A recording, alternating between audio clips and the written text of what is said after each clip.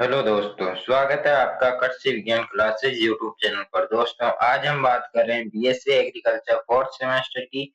और इस सेमेस्टर में आपके एक सब्जेक्ट है फार्म मशीनरी एंड पावर।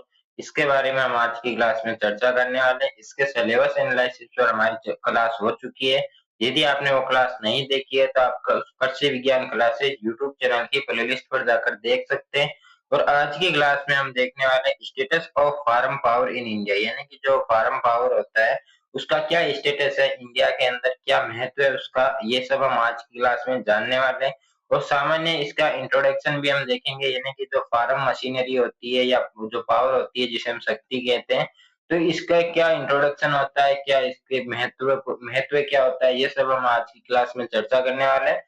तो क्लास काफी इंपॉर्टेंट रहने वाली है, इसलिए क्लास के अंत तक जुड़े रहें। कुछ स्टूडेंट्स का डाउट रहता है कि ये सर सब्जेक्ट जो है ये बहुत हार्ड है, तो आप यदि कंटिन्यू क्लास देखते हैं, साथ साथ नोट्स बनाते हैं, तो ये इस सब्जेक्ट से आसान आपके कोई सब्जेक्ट आपको नहीं लगेगी। बड़ी आसान जो कॉन्सेप्ट है उनके साथ हम इस सिलेबस इस सब्जेक्ट का सिलेबस कंप्लीट करेंगे। और जल्दी आपके इस सब्जेक्ट का संपूर्ण सिलेबस की क्लासें भी आपके यूट्यूब चैनल पर मिल जाएगी। तो चलिए आज की क्लास को हम बिना किसी देरी के शुरू करते हैं। क्लास शुरू करने से पहले यदि आप इस चैनल पर नए हैं और आपने अभी तक चैनल को सब्सक्राइब नहीं किया है तो चैनल को सब्सक्राइब करके बेल आइकन को प्रेस कर दें। और यदि आपको पुराने पेपर या गेस पेपर या इंपॉर्टेंट क्वेश्चन की पीडीएफ चाहिए तो आप टेलीग्राम चैनल ज्वाइन कर लेना। टेलीग्राम चैनल की जो लिंक है वो दी गई है डिस्क्रिप्शन में, तो वहां से आप टेलीग्राम चैनल को ज्वाइन कर सकते हैं। तो चलिए आज की क्लास को शुरू करते हैं। सर, सबसे पहले हम इंट्रोडक्शन देखते हैं। तो डेफिनेशन की बात करते हैं। इसकी डेफिनेशन क्या होती है कि कृषि शक्ति एवं कृषि यंत्र से तात्पर्य उस शक्ति तथा उन यंत्रों से है जिनका उपयोग हम कृषि कार्यों को संपन्न करने के लिए किया जाता है। यानी कि जो कृषि शक्ति क्या होती है, जो एग्रीकल्चर पावर क्या होती है या कृषि यंत्र क्या होते हैं, कि जो हम जब हम खेती करते हैं तब हम उसमें कौन-कौन से कृषि कार्य जो होते हैं, जैसे कि बुआई हो गई, खेत की तैयारी करना, बुआई, निराई-गुड़ाई करना, उसमें पेस्टिसाइड का छिड़काव करना, बुआई से लेकर कटाई तक हम जो भी क्रियाएँ करते हैं तो वो सभी आती है फार्म पावर में या मशीनरी पावर में, उसके अंतर्गत ये सब आते हैं। तो इसे कहते हैं हम कृषि शक्ति या कृषि यंत्र इसे हम कहते हैं। इनमें इसमें क्या-क्या शामिल है? एक तो मानव शक्ति हो गई, दूसरा पशु शक्ति हो गई, यांत्रिक शक्ति यानी कि जो हम मशीनरी का उपयोग करते हैं जैसे ट्रैक्टर वगैरह जो होते हैं, वो आ गए। विद्युत शक्ति यानी कि बिजली का हम प्रयोग करते हैं मोटर चलाने में या नवीनीकरण ऊर्जा स्रोतों के साथ-साथ उनसे संचालित यंत्र जो होते हैं वो सम्मिलित होते हैं। यानी कि जो फार्म पावर में क्या कौन-कौन सम्मिलित होते हैं? एक तो मानव शक्ति यानी कि जब हम कोई खेती करते हैं तब उसमें जैसे हम निराई-गुड़ाई करते हैं उसमें हाथों से भी करते हैं। आजकल तो ऐसे बहुत से मशीनें चल गई है। लेकिन पुराने समय में क्या होता था, हाथों से निराई-गुड़ाई करते थे, हाथों से बुआई करते थे, तो वो होती थी मानव शक्ति। दूसरी जो हम पशु शक्ति यानी कि पहले के समय में क्या होता था, जो हम जुताई करते थे, बीज की बुआई करते थे, वो सब हम बैलों की सहायता से करते थे और या फिर जो बैलगाड़ी होती है उनका उपयोग हम करते थे वजन ढोने में, तो वो सब होते थे पशु शक्ति में। यांत्रिक शक्ति में क्या आता है, जो हम ट्रैक्टर वगैरह जो होते हैं, जो प्लाऊ, हैरो वगैरह जो होते हैं, जो मशीनरी थ्रेसिंग जो थ्रेसर जो होता है, इन सभी का जो हम उपयोग करते हैं, ये सब आते हैं यांत्रिक शक्ति में। और विद्युत शक्ति में क्या आता है कि जैसे हम जो डीजल वगैरह हो गया या हम विद्युत का प्रयोग करते हैं, बिजली का प्रयोग करते हैं, सौर ऊर्जा वगैरह जो होते हैं, उनमें जो आता है विद्युत शक्ति और नवीनीकरण ऊर्जा, ये सब इसके अंतर्गत आती है। तो ये होती है फार्म पावर। इसके बाद हम बात करते हैं इसके इंट्रोडक्शन की। तो कृषि क्या है, एक बहुचरणीय चरणीय प्रक्रिया है, यानी कि इसके मल्टीपल स्टेज होते हैं जिसमें हम जुताई, बुआई, सिंचाई, निराई-गुड़ाई, कटाई और फसल का परिवहन जैसे अनेक कार्य शामिल होते हैं। यानी कि इसमें क्या-क्या शामिल होता है, टिलेज शामिल होता है, बुआई यानी सोइंग शामिल होता है, इरिगेशन हो गया, जो वीड होता है, वीडिंग यानी कि निराई-गुड़ाई करते हैं, खरपतवारों का नियंत्रण करते हैं, कटाई यानी हार्वेस्टिंग करते हैं, और जो ट्रांसपोर्टेशन जो हम करते हैं ऑफ क्रॉप्स का, यानी कि फसलों का जब हम फसलों का परिवहन करते हैं, तो ये सभी इसके अंतर्गत आते हैं। किसके अंतर्गत? एग्रीकल्चर के अंतर्गत ये सभी आते हैं, इसमें शामिल होते हैं। इन सभी कार्यों को समय पर तथा कुशलता से करने के लिए पर्याप्त शक्ति और उपयुक्त यंत्रों की आवश्यकता होती है। जैसे कि जो बुआई का समय होता है वो एक निश्चित समय होता है, उस समय में हमें अलग-अलग फसलों का अलग-अलग बुआई का समय होता है। यदि आप अच्छी जो कार्य का समय होता है या जो यदि हम उपयुक्त यंत्रों का प्रयोग नहीं करते हैं, तो हम बुआई होती है वो समय पर नहीं कर पाते हैं, जिसके कारण कहीं न कहीं उत्पादन भी अच्छा नहीं हो पाता। और यदि हम ट्रैक्टर वगैरह या बुआई के जो भी उपयुक्त यंत्र होते हैं, यदि हम उनका प्रयोग करते हैं तो हम समय पर बुआई कर सकते हैं, जिससे हमें अच्छा उत्पादन मिल सकता है। और भी जो कृषि कार्य होते हैं, जैसे सिंचाई में यदि हम विद्युत का प्रयोग नहीं करेंगे, बिजली का प्रयोग नहीं करेंगे, या जो किटाई होती है या जो निराई-गुड़ाई होती है उसमें हम खरपतवारनाशी का प्रयोग नहीं करेंगे, तो ये सब इसके अंतर्गत आते हैं। प्रारंभिक काल में खेती मुख्य रूप से मानव शक्ति और पशु शक्ति पर आधारित थी, जिससे कार्य धीमी गति से होता था और क्षेत्र जो होता था वो सीमित रहता था। यानी कि प्राचीन काल में क्या होता था, जो निराई-गुड़ाई होती है या जो भी जो खेती का कृषि से रिलेटेड जो भी कार्य होता था, वो या तो मानव स्वयं करता था या पशुओं की सहायता से वो कार्य करते थे। जैसे कि जुताई की बात करते हैं या बुआई की हम बात करते हैं, तो पहले के समय में बैलों के पीछे जो हल जोतते थे उनको जोड़कर जो बुआई की जाती थी। निराई-गुड़ाई हम हाथों से करते थे। और भी जो कृषि कार्य होते वो सभी मशीनों पहले मशीनें होती नहीं थी। जैसे जो थ्रेसिंग होती है वो भी हम बैलगाड़ी से करते थे या सॉरी जो हाथों से करते थे। इसी कारण उसमें जो प्राचीन काल में क्या होता था, किसी भी हम मशीनरी का प्रयोग नहीं करते थे, वहाँ पे हम मानव शक्ति और पशु शक्ति का प्रयोग करते थे। जिससे क्या होता है कि बुआई करने में भी कई घंटे या कई दिन लग जाते थे, और वो भी सीमित क्षेत्र, यानी छोटे क्षेत्रों में। ये ज़्यादा बड़ी खेती हम इसमें नहीं कर सकते थे, क्योंकि इसमें समय कम ज़्यादा लगता था। मानव शक्ति और पशु शक्ति में इसमें क्या होता है कि लंबे समय तक हम काम नहीं कर पाते और ज़्यादा काम भी हम नहीं कर पाते थे। इसी कारण इसका जो जो कार्य की धीमी गति होती थी और जो क्षेत्र होता था वो भी सीमित होता था। आधुनिक कृषि में यांत्रिक विद्युत और नवीनीकरण शक्ति का प्रयोग बढ़ गया है, जिससे उत्पादन और कार्य क्षमता में वृद्धि हुई है। यानी कि यदि हम अभी की बात करें, आधुनिक काल की बात करें, तो इसमें हम कृषि की इसमें ये जो यांत्रिक होते हैं यानी मशीनीकरण भी बढ़ गए हैं, जैसे ट्रैक्टर वगैरह। पहले जुताई करते थे या बुआई करते थे उसमें कई दिन लग जाते थे, लेकिन उसी जगह पर यदि हमें बुआई करनी होती है तो हम ट्रैक्टर का प्रयोग करते हैं, और जो प्लाऊ वगैरह जो सीड ड्रिल मशीन होती है उनका प्रयोग करके कुछ घंटे में या एक दिन में हम इसका जो संपूर्ण जो कृषि कार्य होता है वो कर सकते हैं। तो इससे क्या हुआ कि जो कार्य करने की जो गति थी वो भी बढ़ी, और जो क्षेत्र सीमित था वो सीमित नहीं, यानी कि बड़े क्षेत्रों में भी हम खेती कर सकते हैं, यांत्रिकी का जो यांत्रिक जो यंत्र होते हैं उनका प्रयोग करके। कॉन्सेप्ट की बात करते हैं, अवधारणा की, तो कृषि शक्ति और कृषि यंत्र का मूल सिद्धांत ये है कि कम समय में अधिक कार्य किया जाए और मानव श्रम की कठिनाइयों को कम किया जाए। यानी कि जो कृषि जो यंत्र होते हैं या कृषि जो शक्ति होती है उसका मूल सिद्धांत क्या है कि एक तो कम समय में कार्य अधिक करना, और जो मानव की शक्ति की जो कठिनाइयां होती है उसको, यानी मानव श्रम, ये जो व्यक्ति का जो श्रम होता है, व्यक्ति की कार्य क्षमता होती है उसको कम करना होता है। उपयुक्त शक्ति स्रोत एवं सही यंत्रों का के चयन से कृषि कार्यों की गति और सटीकता तथा गुणवत्ता में सुधार होता है। यानी कि यदि हम सही शक्ति स्रोत का प्रयोग करते हैं या सही यंत्रों का यदि हम चुनाव करते हैं, तो उसमें क्या होता है कि जो कृषि कार्य होता है उसकी गति में भी वृद्धि होती है। यानी कि जब हम बुआई के लिए यदि हम ट्रैक्टर का और सीड ड्रिल मशीन का प्रयोग करते हैं, तो कुछ ही घंटों में हम जो जो बुआई हम बैलों से या पशुओं से कई दिनों तक नहीं कर पाते थे, वही उसी सीमित क्षेत्र में हम कुछ घंटे में ही जो यांत्रिकी यंत्रों का प्रयोग करके जल्दी से वो बुआई कर सकते हैं। यानी कि जो गति होती है, कार्य करने की जो गति होती है उसको भी बढ़ा सकते हैं और गुणवत्ता में भी सुधार कर सकते हैं। कृषि शक्ति का सीधा संबंध फसल सघनता, उत्पादन तथा खेती की लागत से होता है। यानी कि खेती की लागत को कम करना, और सीधा संबंध जो होता है वो फसल सघनता से और उत्पादन से होता है। किसका?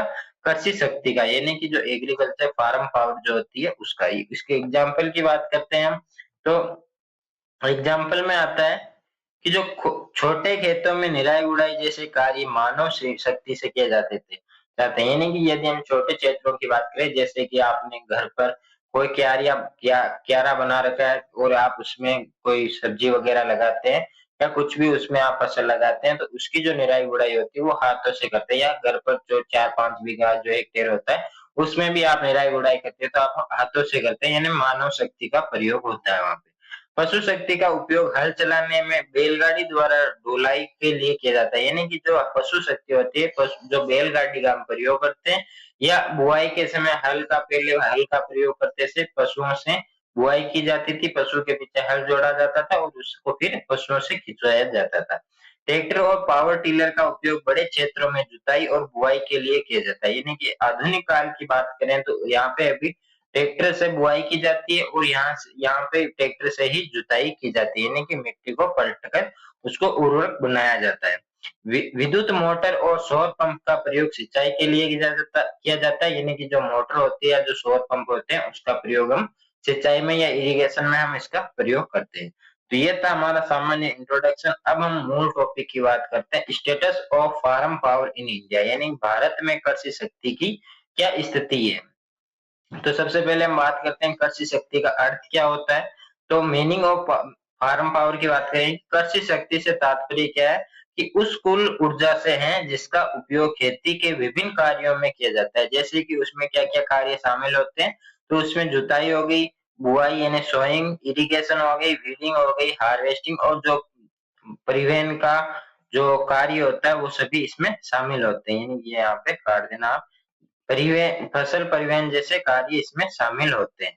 ये सब इसमें शामिल होते हैं, तो ये सब आते हैं कृषि शक्ति के अंतर्गत। और इसके बाद यदि हम आगे बात करें कि जो अगला जो आता है, importance of farm power in India, यानी भारत में कृषि शक्ति का क्या महत्व होता है। तो भारत एक कृषि प्रधान देश है। यहाँ पे एक बड़ी आबादी, यानी कि बहुत ज्यादा आबादी जो है, आधे से ज्यादा जो आबादी है, लगभग 70% जो आबादी है, वो कृषि पर निर्भर होती है। कि उनकी जो आजीविका होती है वो खेती पर निर्भर करती है। पर्याप्त कृषि शक्ति उपलब्ध होने से कृषि कार्य समय पर पूरे होते हैं और उत्पादन में वृद्धि भी होती है। यानी कि यदि जो किसान होता है उसको सही समय पर कृषि शक्ति मिल जाती है, या जैसे कि उपयुक्त यंत्र उसको प्राप्त होते हैं, तो उससे क्या होता है कि जो कार्य होता है वो समय पर पूरा होता है और उसमें जो प्रोडक्शन होता है, जो उसकी जो प्रोडक्टिविटी होती है, उसमें भी इंक्रीज होता है, यानी वो भी वृद्धि करता है।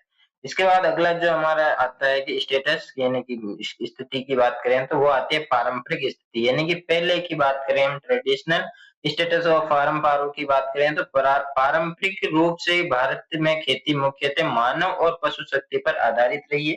यानी कि पहले के समय में ये ट्रैक्टर वगैरह जो थे, यंत्र वगैरह ये नहीं थे। उस समय में ज्यादातर जो काम होते थे वो या तो मानव स्वयं करता था या वहां पे पशुओं की सहायता लेता था। तो वहां पे मानव शक्ति और पशु शक्ति का उपयोग होता था।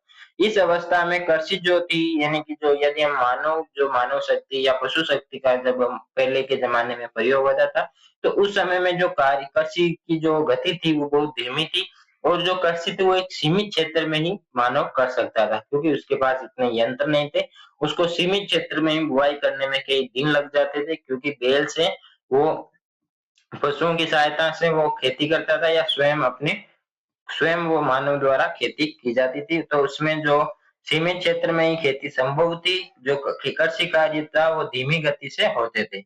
लेकिन जो हम बात करते हैं कि जो यांत्रिक शक्ति की ओर परिवर्तन जो हुआ, यानी कि अभी हुई है, जो आधुनिक काल की बात करें तो उसमें जनसंख्या वृद्धि हुई, खाद्य आवश्यकता बढ़ने के साथ कृषि में यांत्रिक शक्ति का प्रयोग शुरू हुआ, जैसे कि ट्रैक्टर हो गया, पावर टिलर हो गया, या और भी कई कृषि यंत्रों के उपयोग से कार्य की गति और क्षेत्रफल में वृद्धि हुई।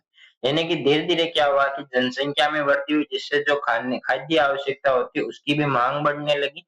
तो धीरे धीरे ट्रैक्टर का आविष्कार हुआ, फिर पावर टिलर या कई ऐसे कृषि तकनीक यंत्रों का जो आविष्कार हुआ, जिससे क्या हुआ कि जो खेती कार्य था उसकी जो गति थी उसमें भी वृद्धि हुई, और साथ ही जो क्षेत्रफल, जो सीमित क्षेत्रफल था कृषि का, वो उसमें भी वृद्धि हुई। यानी कि बड़े बड़े भूभागों पर कृषि की जाने लगी और जो जनसंख्या वृद्धि थी उसको खाद्य आवश्यकता पूरी की जाने लगी। इसके बाद आता है कि जो present status of farm power, यानी वर्तमान स्थिति क्या है। तो वर्तमान समय में भारत में कृषि शक्ति का प्रमुख स्रोत यांत्रिक और विद्युत शक्ति है। यानी कि अभी के समय में जो मैकेनिकल, यानी कि जो ट्रैक्टर वगैरह जो होते हैं, यांत्रिक और विद्युत शक्ति यानी कि जो इलेक्ट्रिकल जो पावर होती है वो होती है। सिंचाई के लिए विद्युत मोटर और तथा डीजल इंजन का व्यापक उपयोग किया जाता है। यानी कि जो सिंचाई इरिगेशन की बात करते हैं तो इसके लिए इलेक्ट्रिक मोटर का प्रयोग करते हैं, या डीजल इंजन जैसे कि जो इंजन का प्रयोग, जनरेटर वगैरह जो होते हैं, इनका हम प्रयोग करते हैं। फिर हम बात करते हैं नवीनीकरण ऊर्जा की भूमिका, यानी आधुनिक कृषि में सौर ऊर्जा, पवन ऊर्जा और बायोगैस का महत्व जो है वो बढ़ रहा है। जैसे कि जो सौर ऊर्जा का प्रयोग करते हैं या पवन ऊर्जा का हम प्रयोग करते हैं, जो कि इनका जो महत्व होता है वो लगातार बढ़ रहा है। इसके बाद आता है कि जो सौर पंपों का उपयोग से ऊर्जा लागत कम होती है और पर्यावरण संरक्षण में भी सहायता मिलती है। यानी कि यदि हम सौर पंपों का उपयोग करते हैं तो इससे क्या होता है कि जो ऊर्जा लागत जो होती है वो भी कम होती है और इसके साथ ही जो पर्यावरण संरक्षण होता है उसमें भी हमें सहायता मिलती है। इसके बाद हम बात करते हैं status of farm power in India, यानी कि हम इसमें ये एक आपको ग्राफ दे रखा है यहाँ पे कि ट्रेडिशनल स्टेज में पहले के जमाने में मानव श्रम था और पशु शक्ति थी, यानी कि जो ह्यूमन लेबर और एनिमल पावर थे ये दोनों मिलकर खेती करते थे। इससे क्या होता है था कि जो इसकी जो कृषि की जो गति थी वो बहुत धीमी थी और सीमित क्षेत्र में कृषि कर सकते थे, यानी उसमें मानव और पशु मिलकर खेती करते थे। दोनों का शक्तियों का प्रयोग किया जाता था जिससे जो गति थी उसकी वो धीमी थी और जो क्षेत्रफल था, कृषि का क्षेत्रफल था वो भी सीमित था। फिर धीरे-धीरे क्या हुआ, जनसंख्या में वृद्धि हुई, खाद्य जो आवश्यकता थी उसकी मांग होने लगी, तो यांत्रिक शक्ति की ओर परिवर्तन होने लगा, यानी कि नए-नए जो यंत्रों का, कृषि यंत्रों का उपयोग जो आविष्कार हुआ, जैसे कि ट्रैक्टर हो गया, इंजन्स, फार्म मैकेनिज्म जो है मशीनरी होती है, यंत्र जो होते हैं इनका आविष्कार हुआ। जिससे क्या हुआ कि कृषि की जो गति होती है उसमें भी वृद्धि हुई और बड़े क्षेत्रों में कार्य यानी कि बड़े क्षेत्रों में कृषि की जाने लगी। विद्युत शक्ति का उपयोग हुआ, विश्वसनीय सिंचाई और अधिक उत्पादन होने लगा। वर्तमान अवस्था की बात करें तो इसमें मिश्रित कृषि शक्ति प्रणाली का प्रयोग होता है, यानी कि इसमें मानव शक्ति का भी प्रयोग होता है, एनिमल शक्ति पावर का भी प्रयोग होता है, मैकेनिकल, इलेक्ट्रिकल और रिन्यूएबल इन सभी शक्तियों का इसमें यानी सभी पावर का प्रयोग यहाँ पे अभी वर्तमान जो स्थिति है उसमें किया जाता है। यानी कि सजीव शक्ति, यांत्रिक शक्ति, विद्युत शक्ति और आधुनिक मिश्रण प्रणाली से अभी के समय में जो एग्रीकल्चर जो कृषि की जाती है वो की जाती है। तो ये आज की जो हमारी क्लास थी वो यहाँ पे कंप्लीट होता है। आज की क्लास में हमने जो स्टेटस देखे कि जो फार्म पावर होती है यानी कि जो status of farm power in India, यानी कि जो फार्म पावर होते हैं उसकी स्थिति हमने भारत में क्या स्थिति है इस पर हमने चर्चा की थी। आई होप आपको क्लास अच्छी लगी होगी, आपको टॉपिक भी अच्छे से समझ में आ गया होगा। यदि आपने क्लास के नोट्स साथ साथ बना लिए हैं या नहीं बनाए तो अभी आप बना लेना, क्योंकि बाद में क्लास ज्यादा हो जाएगी तो आप नोट्स बनाने में आपको कहीं ना कहीं कठिनाई होगी और आपको पुराने पेपर, गेस्ट पेपर या इंपॉर्टेंट क्वेश्चन जो है वो आपको टेलीग्राम चैनल में मिल जाएंगे। और यदि आप चाहते हैं कि डेली एमसीक्यू प्रैक्टिस करना चाहते हैं तो आप व्हाट्सएप चैनल पर कर सकते हैं, उसकी भी लिंक आपको डिस्क्रिप्शन में दी गई है। तो आप दोनों जगह ऐड हो सकते हैं, दोनों व्हाट्सएप चैनल और टेलीग्राम चैनल दोनों को ज्वाइन कर सकते हैं। तो जो भी बीएससी एग्रीकल्चर से रिलेटेड जो भी अपडेट होगी वो आपको मिलेगी टेलीग्राम चैनल में, और डेली जो एमसीक्यू प्रैक्टिस जो होती है वो होती है व्हाट्सएप चैनल पर, तो आप दोनों को ज्वाइन कर सकते हैं। और इस चैनल को यदि आपको ये क्लास अच्छी लगी हो या जो भी स्टडी मटेरियल आपको चैनल पर मिल रहा है, यदि आपको वो यूजफुल लग रहा हो तो इस वीडियो को लाइक और चैनल को सब्सक्राइब करके बेल आइकन को प्रेस जरूर करें और इस वीडियो को अपने दोस्तों से शेयर जरूर करें। तो जल्दी मिलेंगे नए टॉपिक में नए क्लास के साथ, तब तक के लिए धन्यवाद। जय जवान जय किसान।